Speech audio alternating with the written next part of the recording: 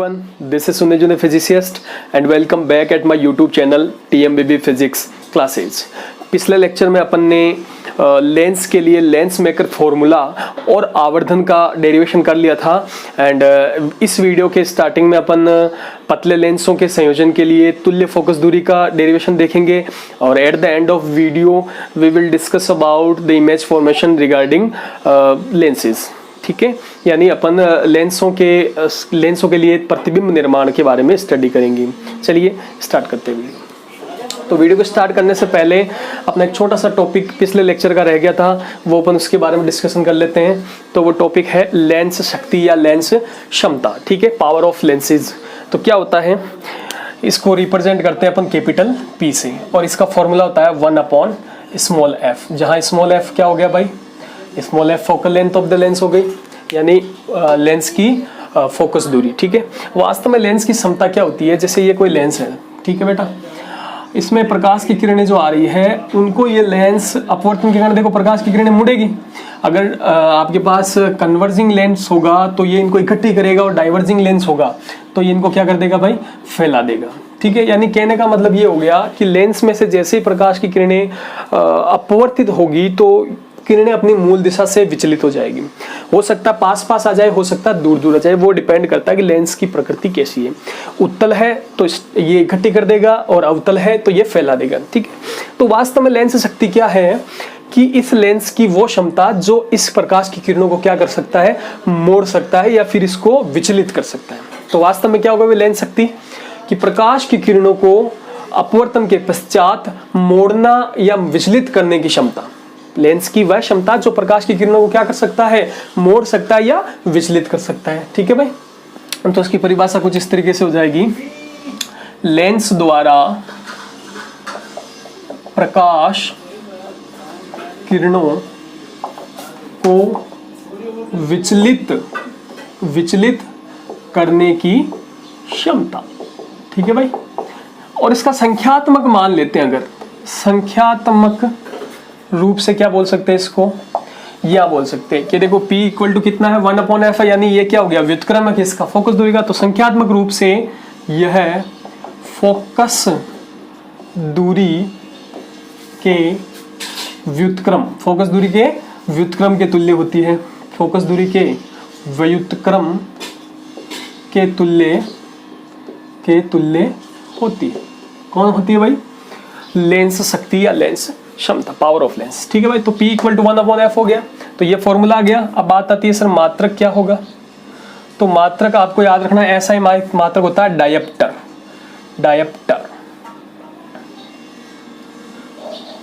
ठीक है, capital D से इसको रिप्रेजेंट करते हैं। ठीक है भाई, और मात्रक डायप्टर हो गया। और विमा की बात करें तो विमाहीन राशि है, इसकी विमा नहीं होती है, ध्यान रख लेना बेटा। ठीक है, तो वास्तव में क्या, लेंस द्वारा प्रकाश किरण को विचलित करने की जो क्षमता है, ठीक है, डेविएट करने की क्षमता, वो क्षमता क्या कहलाती है, उसकी लेंस शक्ति कहलाती है, क्षमता कहलाती है। ठीक है, डायप्टर इसका मात्रक हो गया, विमाहीन राशि है। ठीक है, अब बात करते हैं कि सर जो उत्तल लेंस होगा उसकी फोकस जो लेंस क्षमता वो कैसी होगी, और अवतल लेंस की जो लेंस क्षमता वो कैसी होगी। तो अपन ने बात करते हैं उत्तल की और इधर बात कर लेते हैं अवतल की। तो बेटा अपन ने कल वाले वीडियो में देखा था कि जो उत्तल लेंस की फोकस दूरी होती है, उत्तल लेंस के लिए फोकस दूरी कैसे ली जाती है भाई, पॉजिटिव ली जाती है, और अवतल लेंस के लिए f कैसा लिया जाता है भाई, नेगेटिव लिया जाता है। ठीक है बेटा, अब देख 1/, लिख रखा है यहाँ पर। अच्छा, एक चीज और थोड़ा सा क्लियरिफिकेशन कर देता हूँ, ये जो फोकल लेंथ है यहाँ पर मीटर में होनी चाहिए। ठीक है, तब ये रिजल्ट है। अगर यहाँ पर कोई बोले सर मीटर में ना देखकर अगर सेंटीमीटर में फोकल लेंथ दे रखी हो, तब इसका फॉर्मूला हो जाएगा 100/f, और जो कि किसमें है भाई, सेंटीमीटर में। दोनों ही इसके फॉर्मूलाज हैं। क्लियर बेटा, वास्तव में 1/f वाला ज्यादा क्लियर चलता है। आपके पास सेंटीमीटर में तो आप डायरेक्ट ऐसे भी निकाल सकते हो, अदरवाइज आप इसको सेंटीमीटर में चेंजेस कर सकते हो। तो उत्तल लेंस के लिए फोकल जो लेंथ होती है वो पॉजिटिव होती है, अवतल के लिए कैसी होती है भाई, नेगेटिव होती है। तो अगर मैं यहाँ 1/, में पॉजिटिव वैल्यू रखूंगा तो ऑल ओवर वैल्यू भी पॉजिटिव आएगी। तो इसका मतलब यहाँ पर P क्या आ जाएगा, इसके लिए पॉजिटिव। किसके लिए भाई, उत्तल लेंस के लिए, उत्तल लेंस के लिए। ठीक है, तो याद रखना उत्तल लेंस के लिए जो पावर ऑफ लेंसेज होती है वो कैसा होता है बेटा, पॉजिटिव होता है, ठीक है। और अवतल के लिए ऑटोमेटिकली क्या हो जाएगा बेटा, नेगेटिव हो जाएगा, ठीक। तो ये आपको चीजें याद रखनी है। ये पिछले लेक्चर का थोड़ा सा बच गया था, तो इसमें अपन देख लेते हैं, फटाफट से इसको राइट डाउन कर ले, फिर मैं आप आगे का टॉपिक देखते हैं।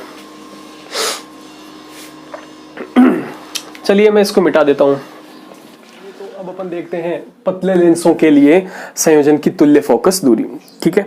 तो इसके लिए मैंने वायु के अंदर दो पतले लेंस लिए हैं, ऐसे लेंस लिए हैं जो पतले हैं और साथ ही साथ इनका जो द्वारक है बहुत ही छोटा है। तो लेंस का नाम यहाँ पर L1 और L2 है, ठीक है। और जिनकी फोकस दूरियां कितनी कितनी ली है मैंने, F1 और F2, और इनके प्रकाशिक केंद्र है X1 और X2, ठीक है। ये इसकी मुख्य अक्ष है। अच्छा, यहाँ पर क्या क्या लिया भाई, दोनों लेंस पतले हैं, द्वारक छोटा है और दोनों समाक्षी है और परस्पर संपर्क में रखे गए हैं, यानी दोनों लेंस चिपका कर सटा कर रखे गए हैं, एक दूसरे से दूर दूर नहीं है। दूर दूर जब होंगे तो अलग सिचुएशन होगी। अभी अपन ने क्या दिया, दोनों की अक्षें एक समान है यानी समाक्षी हो गए और एक दूसरे के सटा कर रखे गए हैं, ठीक है। तो ऐसी सिचुएशन के लिए अपने को इस पूरे निकाय के लिए तुल्य फोकस दूरी का मान निकालना है, ठीक।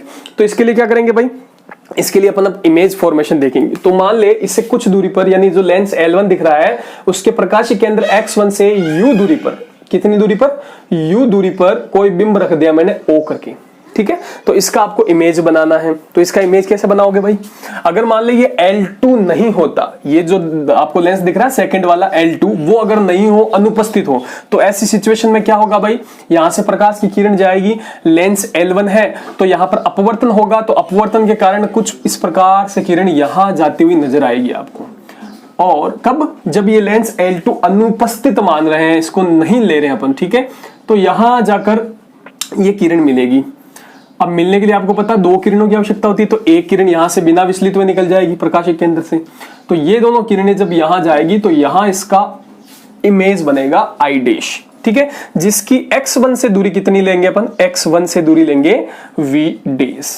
ये किसका इमेज बना है, ये O का इमेज बना है I डैश, जो किस लेंस के द्वारा बना, ओनली L1 लेंस के द्वारा, किसकी अनुपस्थिति में, L2 की अनुपस्थिति में, ठीक। अब अपन जानते हैं L2 अनुपस्थित नहीं है L2, तो ऐसे सिचुएशन में क्या होगा, ये जो प्रकाश की किरण देखो यहां से जो विचलित हुई है, ठीक है, ये प्रकाश की किरण जब L2 से गुजरेगी तो वहां और इसका अपवर्तन होगा। तो ऐसी सिचुएशन में इस L2 को ये किरण यहां से आती हुई नजर आएगी, तो ये L2 है, इसको I डैश आभासी बिंब की भांति काम करेगा, आभासी बिंब, यानी इस L2 लेंस को ये I डैश ऐसा लगेगा जैसा कि कोई आभासी बिंब है, ठीक है। तो ऐसी सिचुएशन में ये प्रकाश की किरण जब यहां से और डाइवर्ट होगी, ठीक है, विचलित होगी, तो क्या होगा, यह प्रकाश की किरण यहां जाकर मिलेगी और इस जगह इसका फाइनल इमेज बनेगा, परिणामी इमेज बनेगा। तो देखो दोनों लेंसों के संयोजन से परिणामी इमेज कौन सी जगह बना, इस जगह बना, ठीक है। जबकि एक लेंस से I डैश पर बना था, दूसरी की वजह से I पर, लेकिन परिणामी दोनों की वजह से, दोनों लेंसों के संयोजन से, कॉम्बिनेशन से जो फाइनल इमेज बनी है वो I पर बनी है, ठीक है। और इसकी X2 से दूरी अपन बोले तो मान ले V है, कितनी है भाई, V, ठीक है। अब अपन ने बात बताई थी कि ये जो दोनों लेंस है बहुत ही पतले हैं, तो ऐसी सिचुएशन में जो X1 से दूरी नापते हो और जो X2 से नापते हो वो दोनों बराबर मानी जा सकती है, यानी X1 और X2 बहुत ही नजदीक है। तो अगर मैं इस इमेज की दूरी X2 से नापूं और चाहे X1 से नापूं, दोनों क्या ले सकते हैं अपन, इक्वल ले सकते हैं, ठीक है भाई, ये आपको ध्यान रखना है, ठीक।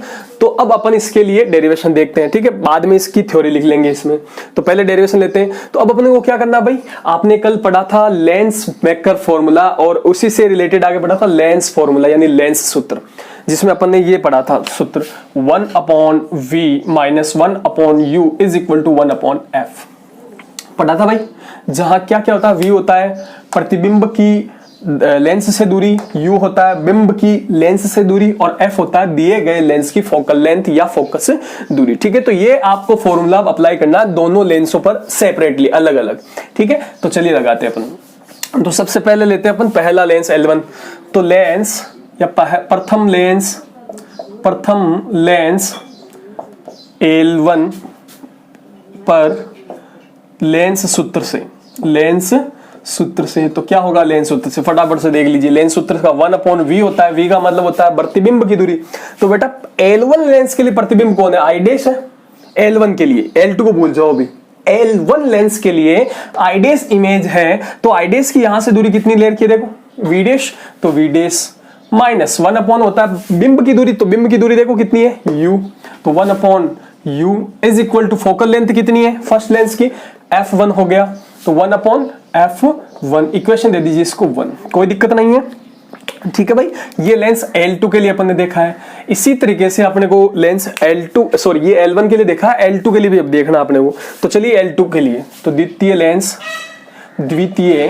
लेंस जिसका नाम क्या बेटा L2 पर लेंस सूत्र से, तो चल लगा बेटा लेंस सूत्र। अब L2 के लिए फाइनल इमेज कौन सी है बेटा I, और बिंब कौन सा था L2 के लिए, देखो ये प्रकाश की किरण इसको यहां से आती हुई नजर आ रही थी, तो ये जो आभासी I डैश बना है वो आभासी बिंब की बात ही काम कर रहा है L2 के लिए। तो अभी इमेज और बिंब दोनों एक ही साइड में हैं, तो अब इनके लिए लिखते हैं, तो 1 अपॉन प्रतिबिंब की दूरी कितनी है बेटा v है, माइनस 1 अपॉन बिंब की दूरी कितनी, ये बिंब है, तो यहां से देखो मैंने बोला था x1 x2 बहुत नजदीक है, तो जो दूरी x1 से है वो x2 से भी मानी जा सकती है, तो ऐसी सिचुएशन में यहां से लेकर यहां तक की दूरी कितनी मानेंगे अपन v डैश, तो ये v dash is equal to इसकी फोकल लेंथ कितनी है बेटा f2 है, इसको दे दीजिए इक्वेशन नंबर 2। ठीक है बेटा, यू हैव 2 इक्वेशंस। ठीक है भाई, पहला पहले लेंस के लिए, दूसरी दूसरे लेंस के लिए। ठीक है भाई, अब दोनों लेंसों की जो इक्वेशन है इन दोनों को सम कर लीजिए, जोड़ लीजिए, तो समीकरण 1+2 से। ठीक है बेटा, तो क्या होगा 1+2 से, दोनों को जोड़ लीजिए, तो पहले LHS जोड़ लेते हैं, तो 1 upon v dash minus 1 upon u, ये ऊपर वाला लिख दिया, अब नीचे वाला लिख देते plus 1 upon v minus 1 upon v dash is equal to, इन दोनों को जोड़ लीजिए 1 अपॉन f1 प्लस का 1 अपॉन f2, क्या दिख रहा, क्या कट रहा बेटा, ये प्लस का है, ठीक है, और ये माइनस का कट गया, तो इन दोनों को काट दीजिए आप, और कटने पर जो बचता है उनको लिख दीजिए, तो बचा क्या, इस प्लस वाले को पहले लिख देता हूं, तो 1 upon v minus 1 upon u is equal to आपके हो गया 1 upon f1 plus 1 upon f2। ठीक है बेटा, यहां तक आया, इसको नया से इक्वेशन दे दीजिए आप, इसको इक्वेशन दे दीजिए 3। ठीक, अभी यहां तक समझ में आ गया। अब जरा गौर से देख, अगर इन दोनों लेंसों की जगह मैं एक ऐसा लेंस ले लूं, इन दोनों की जगह एक ऐसा लेंस ले लूं इस तरीके से, दोनों के कॉम्बिनेशन से, कि जिसकी फोकस दूरी मैं ले लेता हूं f dash sorry f equivalent, कितनी ले रहा हूं मैं, f इक्यू ले रहा हूं, यानी f तुल्य ले रहा हूं। ठीक है, इन दोनों की जगह में एक ऐसा लेंस प्रतिस्थापित कर रहा हूं, मतलब इन दोनों को हटाया और इसकी जगह एक f इक्विवेलेंट फोकस दूरी वाला लेंस रख दिया, तो उस सिचुएशन में यदि u दूरी पर बिंब होता तो उसका प्रतिबिंब कितनी दूरी पर बनता, v दूरी पर बनता। ठीक है, तो ऐसी सिचुएशन में वापस उस पर अगर अपन लेंस सूत्र लगाए, ठीक है, तो क्या बनेगा, तो देखो बिंब की दूरी उसके लिए u, प्रतिबिंब की दूरी v, और फोकस दूरी कितनी हो जाती 1 f इक्विवेलेंट हो जाती। तो ऐसी सिचुएशन में क्या लिखेंगे, यदि दोनों लेंसों के संयोजन, दोनों लेंसों का जो संयोजन है, यदि दोनों लेंसों के संयोजन को f इक्विवेलेंट फोकस दूरी वाले पतले लेंस, वापस पतला ले रहे हैं, पतले लेंस द्वारा प्रतिस्थापित कर दिया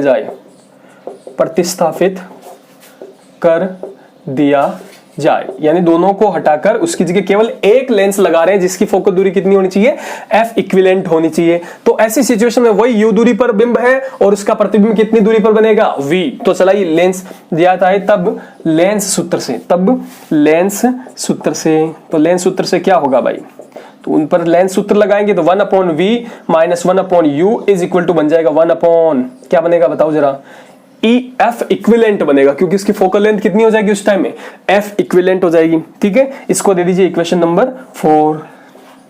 अब जरा गौर से देख 3 और 4 को देख, तो 3 और 4 में जो LHS है दोनों में सेम है, 1 upon v minus u, 1 upon v minus u, तो LHS जब सेम है तो इनके RHS भी क्या होंगे, सेम, तो इन दोनों का कंपैरिजन करते हैं, तो यहां पर लिख देता हूं मैं समीकरण 3,4 के कंपैरिजन से, तो समीकरण 3,4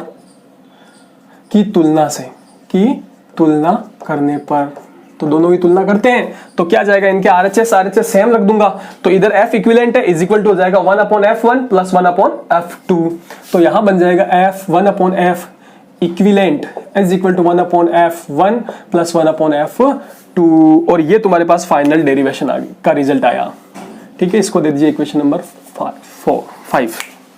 ठीक है, यानी ऐसी सिचुएशन अगर आपको दो लेंस दे दे, दोनों के अलग अलग फोकल लेंथ दे दे f1 और f2, तो उनका पूछे कि संयोजन का तुल्य फोकस दूरी कितना होगा, तो उस टाइम 1/f इक्विवेलेंट लिख के आपको लिख देना, दोनों का इनवर्स करके जोड़ देना। अब चूंकि यहां पर दो लेंस है, अगर 3 होते तो 3 लिख देते, 1/f3 और जुड़ जाता। ठीक है, खैर वो अपन आगे की सिचुएशन में देंगे।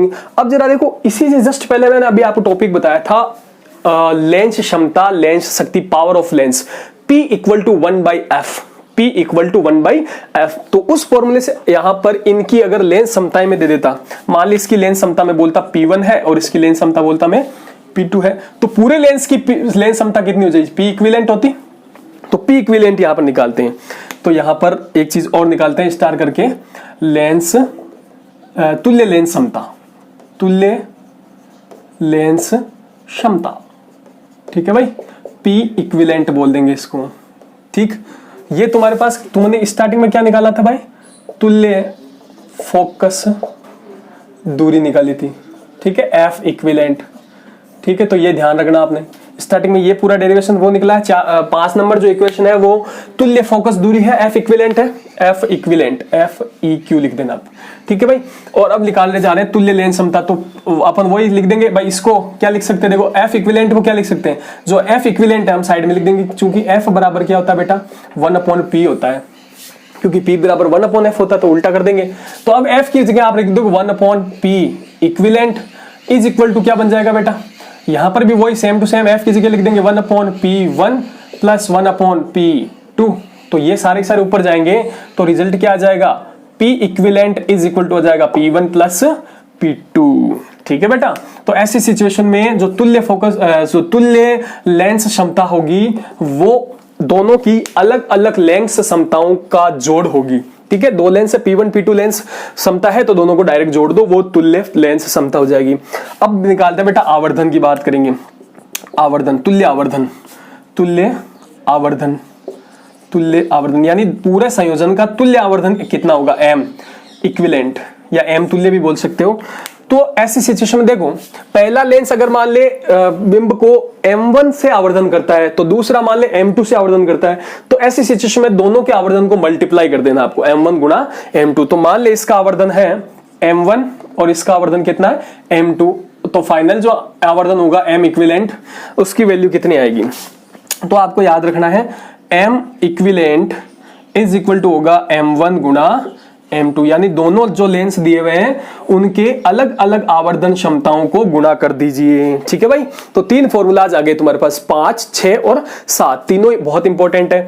5 में क्या है बेटा, तुल्य फोकस दूरी, 6 में क्या है बेटा, तुल्य लेंस क्षमता, और 7 के अंदर है आपके पास तुल्य आवर्धन। ठीक है, तो आपको क्वेश्चन कैसे आ सकता है, बड़ा डेरिवेशन भी आ सकता है और छोटा न्यूमेरिकल भी आ सकता है 1 नंबर का। कैसे, मान ले आपको फोकल लेंथ दे दे अलग अलग, कि एक दर्पण एक लेंस की इतनी फोकस दूरी है, दूसरे की इतनी है, तो बताओ उनकी तुल्य फोकस दूरी कितनी होगी, तो दोनों को आपको 1 बटा करके जोड़ना ही तो है। ठीक है, और जो लास्ट में रिजल्ट आएगा उसको और उलट देना आपने। और अगर उनका अलग अलग पावर दे दें तो डायरेक्ट पावर को जोड़ दो, और अगर उनकी आवर्धन दे दे दोनों लेंसों के अलग अलग, कि इसका 2 है, इसका मान ले 3 है, तो दोनों गुणा कर दो, 2 × 3। समझ में आ रही बात। ठीक है, ये कब काम में आएंगे फॉर्मूलाज, जब आपके पास केवल 2 लेंसेज दिए हुए हों। अब अगर मान ले 2 ना देकर बहुत सारे हो जाए, n लेंस हो जाए, ठीक है, तो उनके लिए क्या करते हैं, इन सबको n के लिए लगा देंगे, यहाँ पर so on to n, so on to n, so on to n। ठीक है, तो पहले इसको राइट डाउन कर लीजिए, फिर मैं उनके भी लिख देता हूं आपके लिए फॉर्मूलाज। जल्दी से उतर लीजिए इसको पॉज करके। चलिए अब मैं मिटा देता हूं इसको।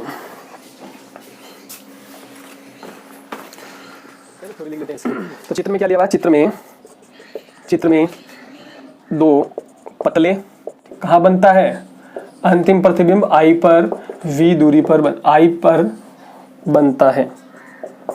ठीक है भाई, अब अपन ये आपको थ्योरी वहां लिखनी थी जो मैंने पोज करा था, तो उसके जस्ट नीचे ये डायग्राम के जस्ट नीचे ये लिखनी थी थ्योरी, उसके बाद आगे क्या न्यूमेरिकल सेक्शन पूरा लिख लेना आप। ठीक है, तो इसको भी फटाफट से उतर लीजिए पोज करके। अब मैं इसको मिटा देता हूं। अब अपन जो स्पेशल केसेस थे इसके लास्ट के वो देख लेते फटाफट से। चल बेटा, ये सारा खेल वायु के अंदर है, यानी विरल माध्यम में। ठीक है भाई। अब देखो ऐसे केस है, स्पेशल केस, विशेष स्थितियां, विशेष स्थिति।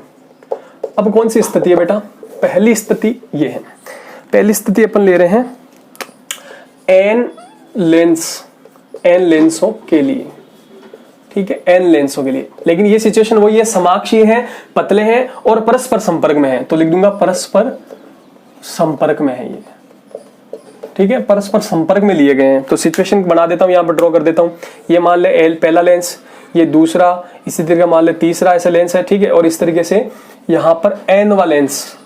ठीक है, एन वा लेंस इस तरीके से है आपके पास। ठीक है भाई, ऐसी सिचुएशन है।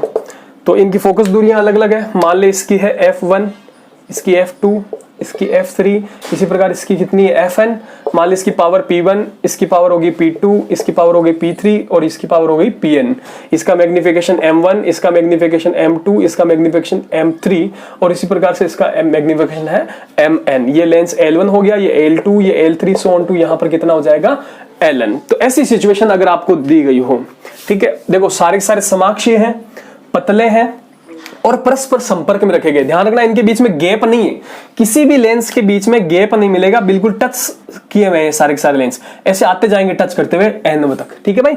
तो ऐसे सिचुएशन के लिए पहला वही एफ इक्विवेलेंट, बता बेटा कितना होगा? तो 1/f इक्विवेलेंट ले लेंगे, तो 1/f equivalent is equal to हो जाएगा 1/f1 plus 1/f2 plus so on to कहां तक चलेंगे? 1/fn तक चलेंगे। तो ये आपके पास फर्स्ट हो गया इसका फॉर्मूला। ठीक बेटा, ये f इक्विवेलेंट का 1/, करके ऐसे। ठीक है, 1/, है यहाँ पर। तो पहला फॉर्मूला। दूसरा फॉर्मूला p इक्विवेलेंट, तो p इक्विवेलेंट बराबर p1 plus p2 plus so on to कहां तक चला जाएगा? pn तक। ठीक है, इसी प्रकार के तीसरा हो गया आवर्धन के लिए, आवर्धन m इक्विवेलेंट के लिए। तो इज इक्वल टू कितना होगा? सबका आवर्धन गुणा कर देना। यहाँ पर आवर्धन में ध्यान रखना क्या करना है आपको? गुणा करना है इस तरीके से, कहां तक? mn तक। ठीक बेटा, तो ये तीनों फॉर्मूलाज फटाफट से राइट डाउन कर लीजिए। अब इसके बाद में एक सिचुएशन और बता रहा हूं जो आपके एनसीईआरटी के अंदर नहीं है। उसमें क्या होगा? दो लेंस जो होंगे वो दिए हुए रहेंगे, लेकिन पतले रहेंगे, समाक्षीय भी रहेंगे, लेकिन वो परस्पर संपर्क में नहीं रहेंगे, यानी वो एक दूसरे से कुछ दूरी डी पर सेपरेट रहेंगे। तो उस सिचुएशन में उनका रिजल्ट डायरेक्ट अपन याद रखेंगे। तो पहले इसको राइट डाउन कर लीजिए। इसको राइट डाउन कर लिया। अब वो सिचुएशन देखते हैं अपन। यानी जब दो लेंस है, पतले हैं, ठीक है भाई, और समाक्षीय भी है, यानी एक ही एक्स के अनुदिश है, ठीक है, और विरल माध्यम में रखे गए, लेकिन एक दूसरे से सेपरेशन जो उनका होगा वो डी होगा। तो ये सिचुएशन है, सेकंड बोल देंगे इसको। यदि दो पतले लेंस, देखो वही दो पतले लेंस है, ठीक है, जिनका पहले डेरिवेशन किया था, लेकिन अब की बार समाक्षीय भी है, लेकिन एक दूसरे से कुछ दूरी पर। यदि दो पतले लेंस एक दूसरे से स्मॉल डी दूरी पर स्थित हो, ठीक है भाई, तो ऐसी सिचुएशन क्या होगी? तो डायग्राम कुछ इस तरीके से हो गया। ठीक है, समाक्षीय तो इनकी अक्ष और इसकी अक्ष दोनों की सेम रहेगी। ठीक है, दोनों की अक्ष सेम है। ये भी, ये लेंस पतला हो गया L1, ये मान ले L2 है। दोनों की अक्ष समान है, यानी इसका मुख्य अक्ष और इसका मुख्य अक्ष सेम है, बट इनके बीच का सेपरेशन कितना हो गया बेटा? D हो गया। यानी इन दोनों के अगर बात करूं प्रकाशिक केंद्र की, तो प्रकाशिक केंद्रों के बीच की दूरी कितनी ले ली है मैंने? D। मान ली इसकी फोकल लेंथ F1 है, इसकी कितनी है? F2। ठीक है, इसकी P1, इसकी P2, इसकी M1 और इसकी कितनी होगी? M2। तो इस सिचुएशन के अंदर आपको क्या करना है? तो इस सिचुएशन में अगर आपको बात करें फोकल लेंथ की, तो F इक्विवेलेंट की बात करते हैं, तो 1/f इक्विवेलेंट बराबर हो जाता है इसमें 1/, फॉर्मूला याद रखना है, न्यूमेरिकल में काम आता है। तो 1/, ये तो सेम टू सेम आ जाएगा, फिर माइनस का साइन लगाकर आपको लिखना D/F1 गुना F2। ये आपके पास F इक्विवेलेंट का फॉर्मूला रहेगा। ठीक है, इसी प्रकार से P का फॉर्मूला क्या हो जाएगा भाई? डायरेक्ट यहां से P equivalent is equal to हो जाएगा P1 प्लस P2 और माइनस हो जाएगा D P1 P2। ये तुम्हारे पास दो रिजल्ट है, फटाफट से इसको नोट डाउन कर लीजिए। फिर अगर आप आगे देखते हैं अपन प्रतिबिंब का निर्माण किस तरीके से होता है लेंस द्वारा।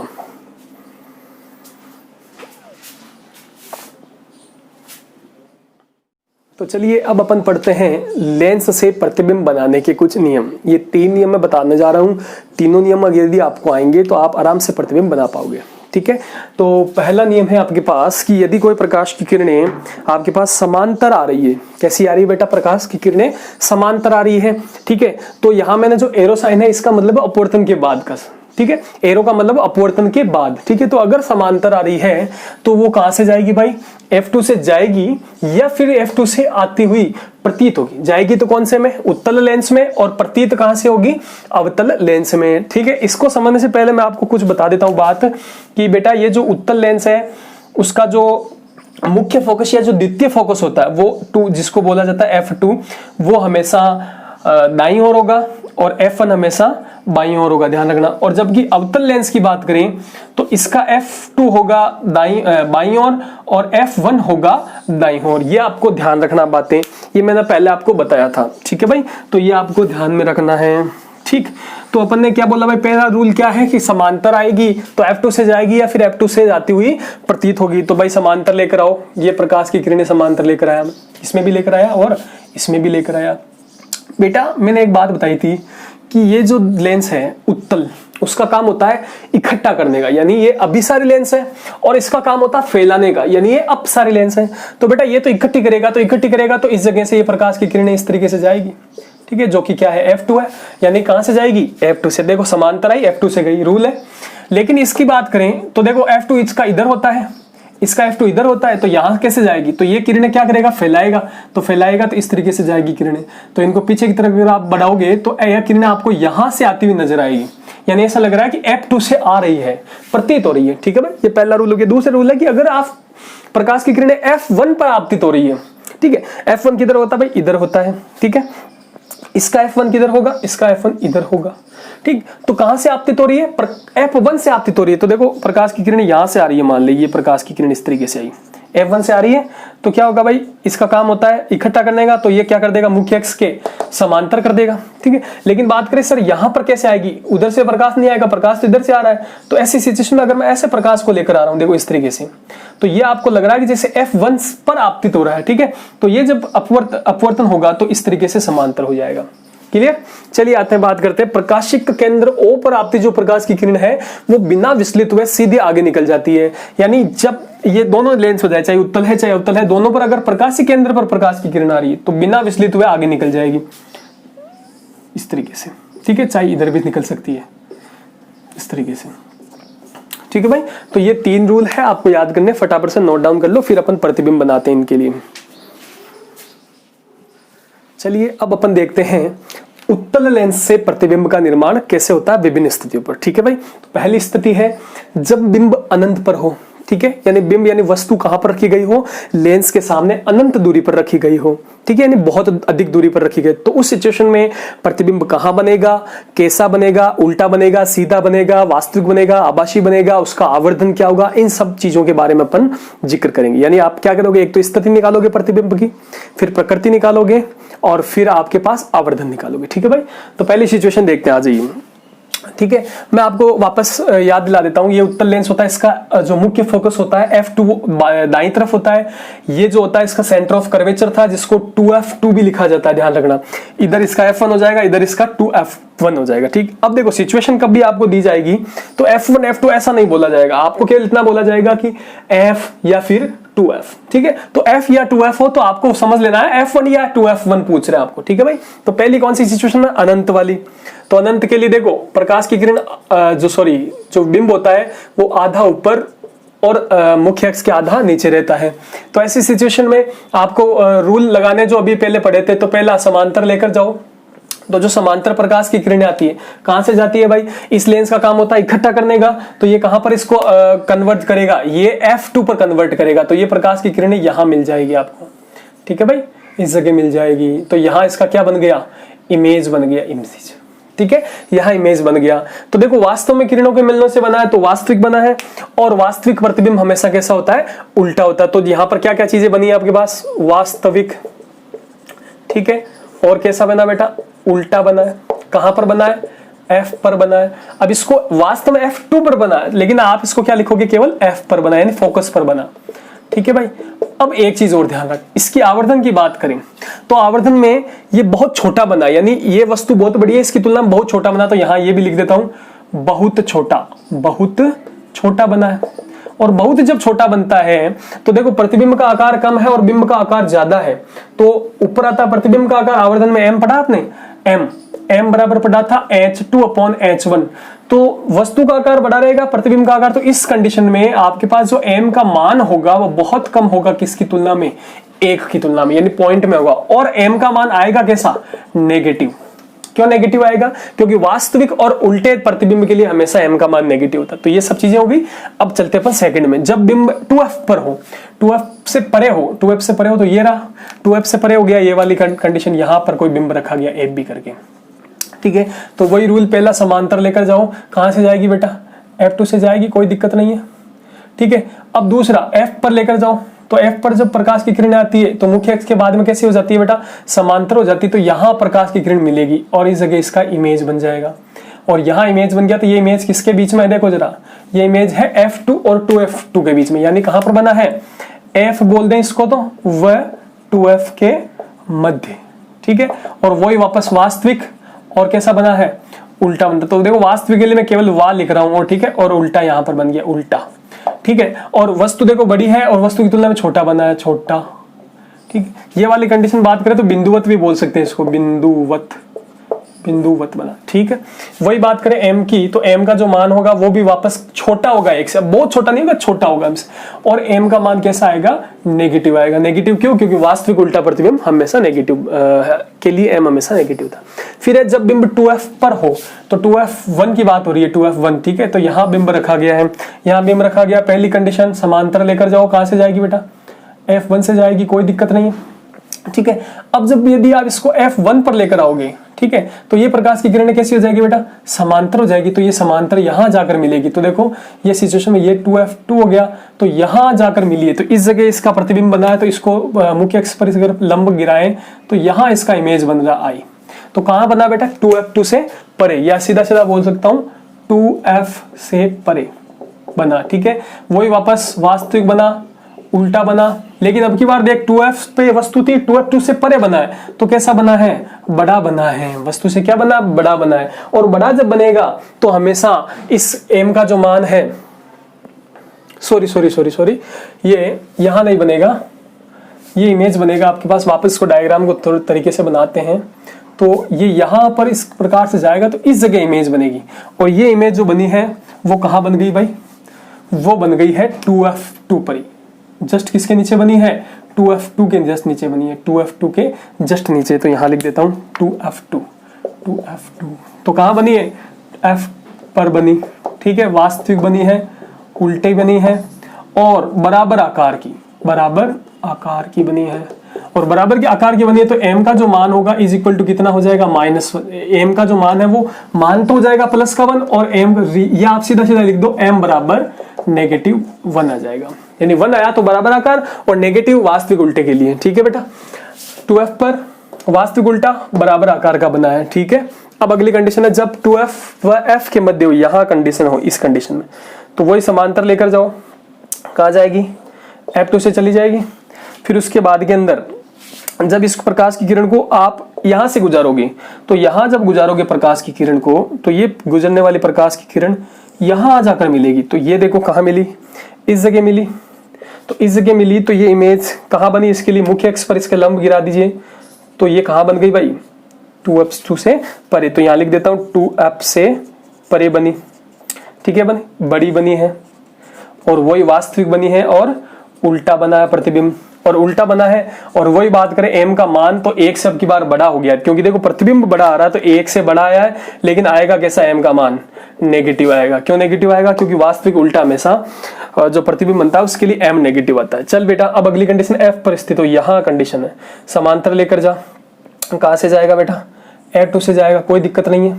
और जब यहां पर लेकर जाऊंगा इसको, तो वो बिना विचलित वैसे निकलेगी। तो ये देखो, ये दोनों किरणें कैसी हो गई, समांतर हो गई। तो बहुत ज्यादा दूर जाकर कहां पर मिलेगी, ये जाकर इनको अगर मिलाएं तो ये कहां पर मिलेगी, अनंत पर जाकर मिलेगी। तो प्रतिबिंब कहां बना, अनंत पर बना, ठीक है। बहुत बड़ा बना है, ठीक है। और वास्तव में किरणें जा रही है, तो वास्तविक बना है और उल्टा बना है। और m का जो मान आएगा बहुत आएगा, 1 से बड़ा, लेकिन आएगा कैसा, नेगेटिव आएगा, ठीक है भाई। अब देख लास्ट कंडीशन है, जब F और O के बीच में हो, यानी यहाँ सिचुएशन है, इस सिचुएशन में वस्तु पड़ी है, तो ये प्रकाश की किरण गई, ठीक है, कहाँ से चली गई बेटा, F2 से गई। दूसरी प्रकाश की किरण को कहाँ से गुजारना है तुम्हें, O से गुजारना है। देखो ये दोनों किरणें यहाँ पर नहीं मिलने वाली है, एक दूसरे से दूर दूर जा रही है, ये किरण ऐसे गई थी ऐसे, ठीक है। तो ये दोनों किरणें एक दूसरे से नहीं मिलेगी, तो इनको पीछे की तरफ बढ़ाओगे तो यहाँ जाकर ये प्रकाश की किरणें मिल जाएगी। तो इस जगह इसका इमेज बन गया। तो क्या बना भाई, दर्पण लेंस के सामने बना है, ठीक है। तो लेंस के सामने और कहाँ पर बना है, 2F व F के मध्य बना है, ठीक है। बहुत बड़ा बना है, सॉरी बड़ा बना है। और क्या वास्तव में किरणें मिल रही है, क्या वास्तव में किरणें नहीं मिल रही है, तो कैसा बना है, आभासी बना है। कैसा बना बेटा, आभासी बना है। और आभासी हमेशा कैसा होता है, सीधा होता है। और इस सिचुएशन के अंदर देखो ये बड़ा है, तो m का जो मान आएगा वो तो 1 से बड़ा आएगा, बट m की जो वैल्यू आएगी वो कैसी आ जाएगी, यहाँ पर पॉजिटिव आएगी। ध्यान रखना यहाँ पर m पॉजिटिव। तो एकमात्र एक कंडीशन है उत्तल लेंस के लिए जिसमें m पॉजिटिव आता है, ठीक। तो अब इसके बाद में अपन पढ़ेंगे अवतल लेंस के लिए, तो पहले इसको नोट डाउन कर लीजिए आप।